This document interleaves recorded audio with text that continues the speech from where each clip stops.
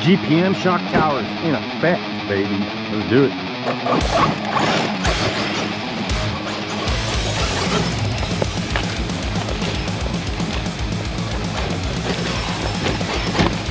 Oh, that's a thick rock, guys. We got to move that.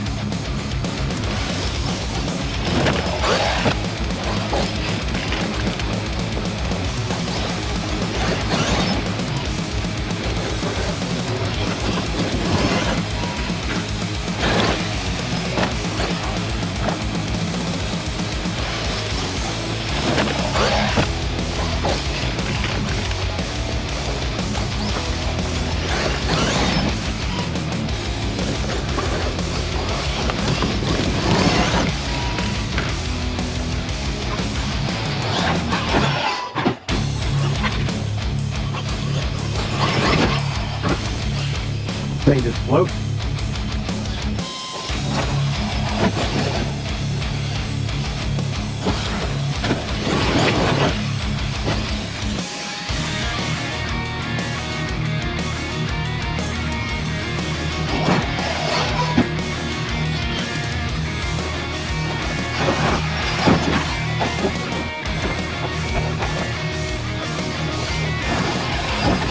Alright, you guys, we got the skid plates installed and we had a pretty good bash. I made a pretty awesome video with him. Today, check it out, guys. We're going to go ahead and install the front and the rear GPM titanium shock towers. And I do want to point out, guys, we do have the J Concept choppers on here. And I had a couple guys asking me, what about these? Well, guys, these are not the ones you want to buy. Stay tuned because we're about to have a PnwRcMadness hex, hopefully in the next week or so. But I'll tell you, this is the first time I've taken this truck apart. So there's one screw, guys. I don't know if you can see it right there. I'm not going to bring the camera in, but it's right here. And it's right directly behind here. And these are actually super long tools. One of the mini sets of tools that I have. You can put it right there. But guys, you can't really spin it. So just a quick tip. If any of you guys have these are the rounded heads.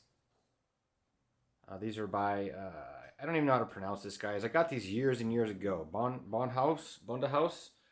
This is the round head. And you can actually get that screw out. No problem. So pick yourself up a set of these. And then you don't have to take all of this apart to get this off.